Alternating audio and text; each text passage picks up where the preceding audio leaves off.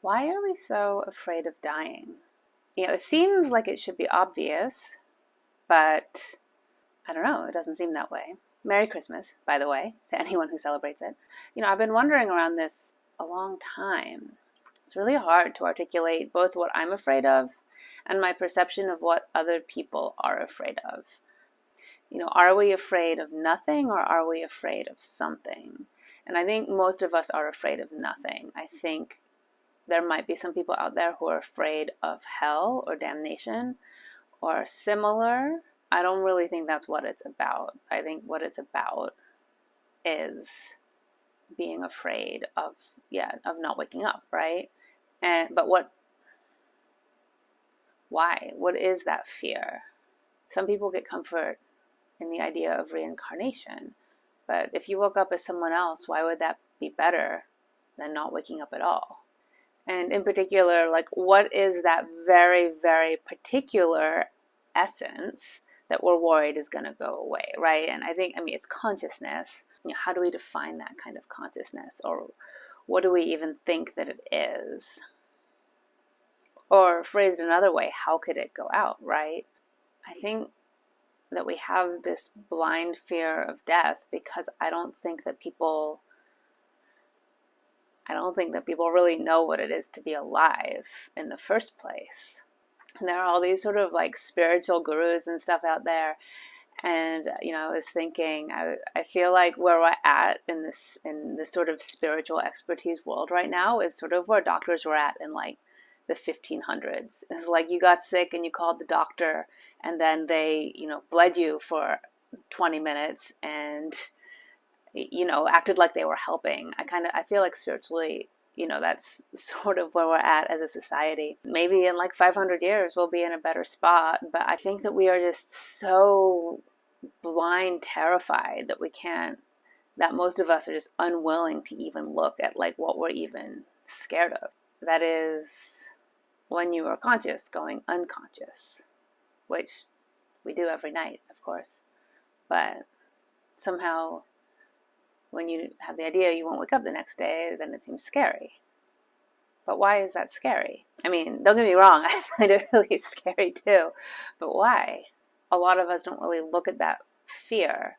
And that's where these sort of spiritual doctors, these 15th century spiritual doctors come in with their sort of hocus pocus and their made up whatever, right?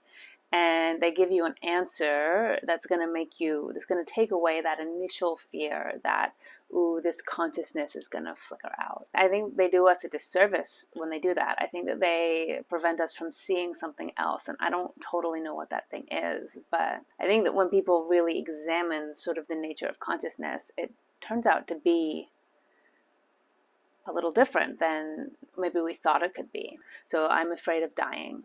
I perceive myself to have been a contiguous being from baby till now. But in what sense am I still the same person that I was when I was an infant or a 6-year-old even? Most of the molecules in my body are different. My thoughts are different. My patterns are different. My physicality is different. My memories are different. The only thing that really connects my current self to my 6-year-old self is that I have a handful of memories in my brain of what it was like to be 6. That's it. What if I got Alzheimer's tomorrow and I forgot all of my 6-year-old memories? Would I even still have any connection to that person? And conventionally we say yes. Yes, you would. But why? What would I have in common with that 6-year-old that I don't have in common with every single other person? I guess all that I can really think of is that there was a fluid transition in the molecules in my body between 6-year-old me and current me. I guess maybe some of my bones might still have the same molecules in them.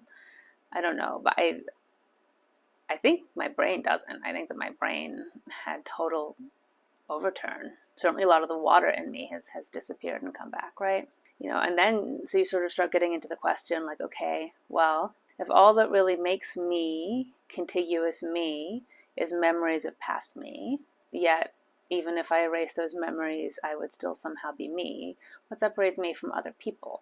I'm made out of different molecules. I am different. I act different. I don't have their memories, but in what sense is me versus another person In what sense are we one person versus two people versus me versus my past self? I don't really believe that our past selves are any more us than other people. 6-year-old Emma may as well be a total stranger. I can remember her. I can remember being her very faintly, but, she was nothing like me. And then we kind of come back to the question of like, well, how long can I exist while still being me? If I don't really feel like 6-year-old me is me, do I feel like 10-year ago me was me? Do I feel like 1 hour ago me was me? Was the me who started this video, is that still the same me that I am now? Certainly we're sharing a lot more of these molecules and things than we were before, although not all of them, right? I've breathed out, some things have left my body, I've breathed in, some other things have entered it. And so molecularly, I'm not exactly the same person that I was when I started this video. But, if I'm 99.9% the same person, can we sort of round them together? I mean, I don't know. But I suppose there is another interpretation of this view. The only you that is ever really you is the you in that instantaneous moment, is that very split second of you. You are you, you are you, you are you, you are you. If that is the only time you are ever you, is the you in the present moment, then you are dying all the time, perpetually and constantly. It doesn't scare you. It's just what's happening. Anyway, the holidays bring out weird feelings in me. I don't know. Maybe I should have gotten high before this one, but totally sober. Anyway, that's everything.